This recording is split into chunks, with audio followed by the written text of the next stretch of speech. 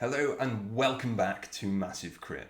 Today is the first video of New Team, New Technique, where I intend to make good on my promise of becoming master of the hobbyverse, or at least fail trying anyway. On towards this end, it occurs to me that I've actually got to put some effort into it, else I'm just destined to fail. So with every new kill team I paint, I'm going to try a new technique. Well, new to me at least anyway. I decided that the tactical look fit in quite well with the Deathwatch aesthetic, so for the Phobos Strike team I'm going to explore chromatic black. We still don't really know what the chapter keyword will do, so I'll probably screw myself over in the future by painting Deathwatch. They'll get some crappy rules when they finally get released in like White Dwarf or something, but for me there's only one rule, the rule of cool. And don't worry, I haven't forgotten about the Blooded Kill team. They are absolutely incredible, but I want to convert them into a Tzeentch Blooded Kill team, and I'll make a little series about that because I think they'll look super sweet once I'm done, hopefully. But I'm still waiting on the box to arrive before I can get started on that, so hence the Phobos. But if you don't want to miss out on that, then please subscribe below. But without any further ado, away we go.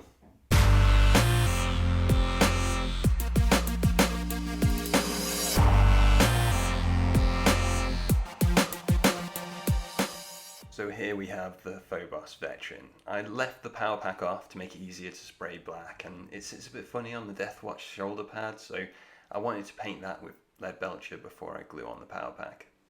I thinned the lead belcher with some water because I find it a bit gloopy, and just applied one coat. Just the one coat, and then I just glued the backpack on ready for painting the entire model. This next step was completely pointless because after a couple of coats of ink it was completely obscured. I just thought I was being really clever, adding some highlights before the translucent ink so the highlights would show through, but it just didn't work out, so I won't bother with this step next time. So yeah, we're on to the fun part of mixing inks to make a chromatic black, which is a black with no black pigment. So I'm told by much better painters than me, by doing this I can get a much more interesting, richer, even deeper black than if I were to use an ordinary black ink. So I start with 2 drops of red and green ink to give me my mid and high tones, and then 1 drop of blue ink to give me a low tone, but just 1 drop as it's quite overpowering. After giving it a good mix together, I didn't like the tones I was getting. It just seemed a bit too blue. So I added another drop of green and another drop of red ink to see where that left me.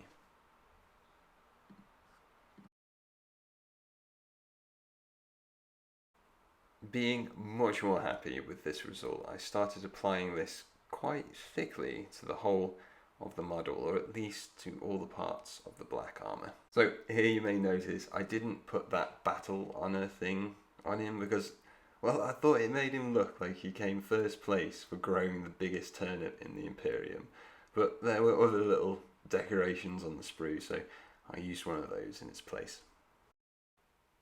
With that, I quite like the end result, as we can see here.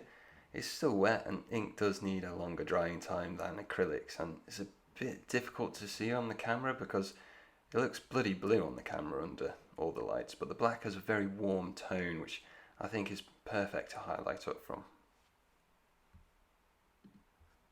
Before I start highlighting the armour, I want to see a bit more colour on the model to help inform my highlights, so I start with painting lead belcher on all the metallic areas, like the gun, not forgetting the aquillas, the skull and crossbones on the chest plate, tips of the antenna, the battle honor thingy, the little circle in his belt, and I should have painted the trim of the leather things at this point, but I totally forgot.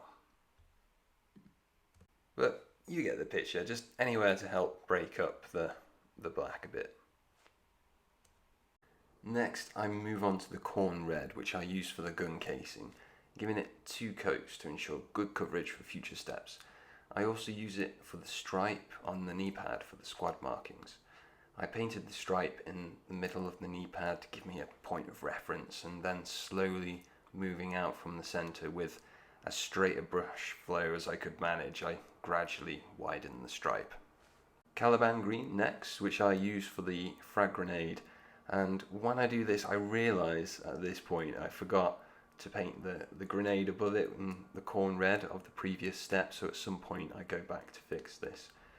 But yeah, this Marine is my veteran with special ammunition, so of course he's got to be a Dark Angel, right? The Emperor himself trusted the Dark Angels with all manner of banned weapons, so I think my Dark Angel can handle some special ammunition. So I paint the chapter pauldron in Caliban green. Again, I gave it 2 coats. Now I'm on to the Tinny Tin from Vallejo, which I use as the base coat of all the gold areas, such as the skull and the battle honour, the middle part of the ammunition clip, just to break it up a little bit, and the skulls on the leather pouches, and when I remember, the skull and the Deathwatch pauldron too. And this is how he's looking so far. I use Nuln oil to wash over the parts I had previously painted silver or tinny tin. I'm being quite liberal, quite generous with the amount that I'm using because I like to highlight up from a very dark base, which from painting this model I found it works well with glazing, which I use in the future stage, so we'll see that soon. But I also use the Nuln oil on the red area of the gun for similar highlighting purposes, but I don't use it on the knee pad. I use Stormhouse Silver to add the bright highlight to the metal parts of the bolter. My brush is loaded with a fair bit of paint because I want the highlight to be thick on the edges and surfaces catching the light. This gives me a good contrast to the washed lead belcher base, giving a dirty, well-used vibe, suitable for a kill team operating from behind enemy lines for some time. I use the same method for highlighting the iconic Deathwatch arm, making sure the highlights are thick.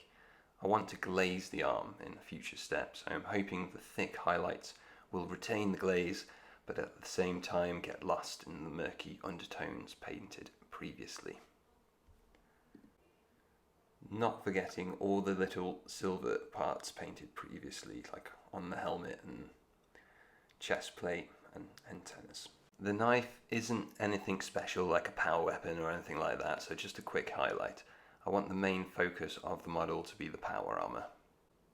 A quick dry brush on the pauldron itself just to bring out a few of those details, and then the model is ready for glazing.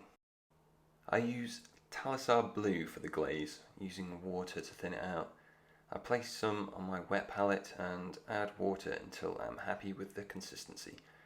I like adding water to contrast paints because, in my opinion, it makes the paint a lot easier to control and more forgiving if I use too much of it and need to mop it up.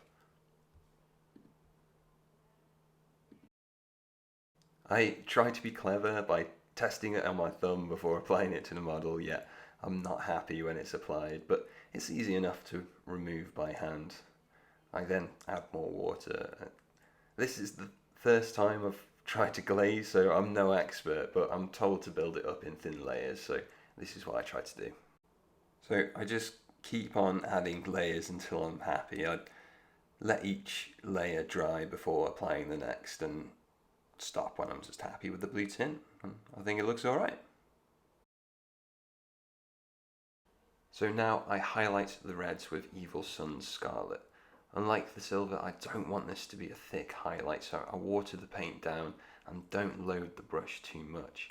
I try to make clean, fast motions along the length of the part I'm trying to highlight with the edge of my brush. If I make any mistakes, I can just clean up again with corn red and blend it back in with the Nuln oil, but it's looking pretty sweet so far. After the bolter, I just tried to make a bit of a highlight with the same colour on top of the stripe I did on the knee pad. Now I'm finally ready to start highlighting the armour. I start by adding some Dawnstone to this metal tray that I use for dry brushing, and then I take some of the original chromatic black mix I used for the armour previously and mixed it together until I was happy with the deep blue that I produced. just a touch more Dawnstone to the mix, and I'm happy enough with that. When dry brushing, a lot of people have told me to remove the excess paint on a cloth, but when I've done this in the past, I found it made the finish to be rather dusty, so instead of wiping the excess off on a cloth, I wipe it off on this metal tray that I have, which I find leads to much smoother results.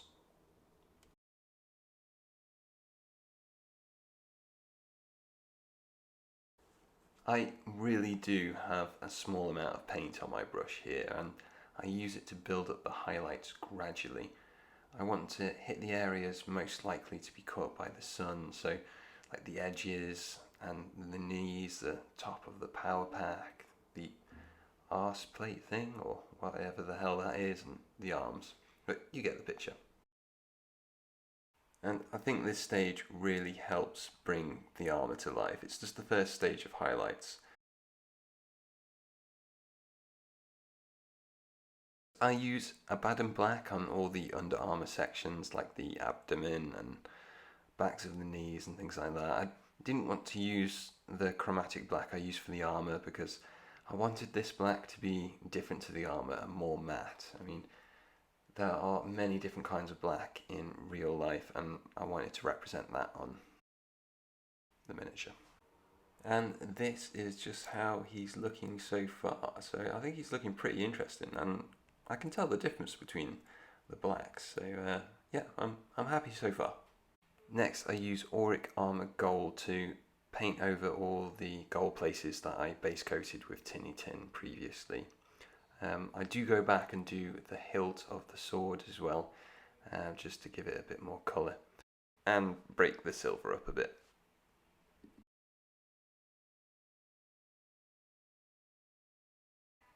Next, I use Orc Flesh Contrast on the panel on the arm, and I put it over the Caliban Green that I used on the eyes as well, just to give them a little bit more depth. Next is just a quick step to dry brush some Warpstone Glow onto the chapter pauldron, just to give it a bit more flavour, and I use the same technique as before, just rubbing the excess paint off onto the metal tray, which just gives it a much cleaner, smoother result.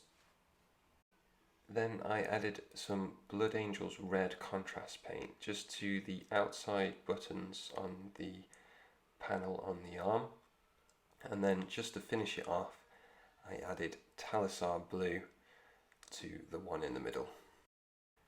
Now, I'm not sure what happened to the footage, but I previously painted all those other areas with Rhinox hide, and I'm now slathering Agrath's Earthshade all over.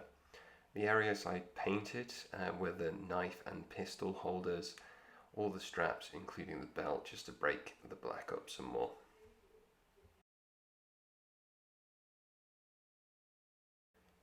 After the Agrax Earthshade wash over the Rhinox hide, I just used Doomball Brown to highlight all the leather areas, and they're done.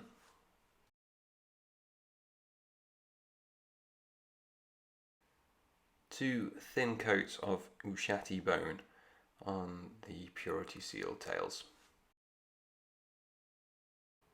Two thin coats on the Purity Seal itself. A quick wash of Agrax Earthshade on the Purity Seal parchment.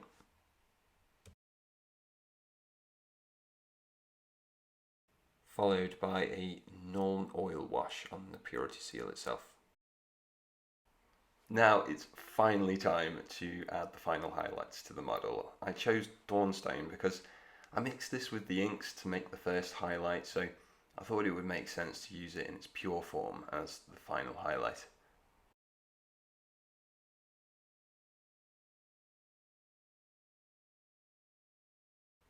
I'm trying to give the model a very fine edge highlight, and the way I found works for me is to add Dawnstone to the wet palette and then water it down.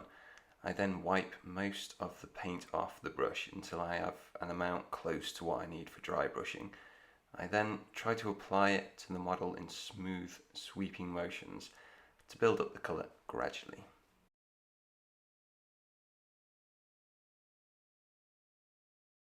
The last step was to add Caliban green to the scope lenses on the bolter, and then I added Warpstone Glow to the centre. I included the eye lenses on this, and with that, the model is finished. Here we have the finished model. I'm not the greatest painter in the world, but I'm pretty happy with the way he turned out. The chromatic black, definitely more interesting, although I could have gone a little heavier on the Dawnstone highlights. I just wanted to be careful not to make the model look too grey, but I think a little thicker wouldn't hurt. Painting up a roster in this scheme should be manageable because the painting process didn't take too long. Here I've just put a comparison photo to a Reaver I painted up from the previous edition starter set. He has the standard Abaddon black with Fenrisian grey highlight to his armour, and for sure I've become a smoother painter since then, but I think the quality difference between the chromatic black and the acrylic black is miles apart. Because I used inks for the chromatic black, the finish is a lot more shiny, which if you don't like can easily be sorted out with some matte varnish. And for the bases I glued some classic hobby gravel down, painted it black, dry brushed it Dawnstone, dry brushed it with Celesta grey, and finally glued on some modelling snow. The modelling snow I used on the new chap must be a different brand because it's dried a bit like ice, but that's fine, I can go over it again if I can be asked. And there we have it.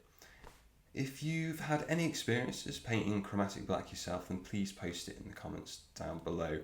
My way is definitely not the only way to do it, so if you've got any different techniques, I'd love to hear about it. Thank you all so much for watching. I hope you enjoyed the video, and until next time, may you always crit massive.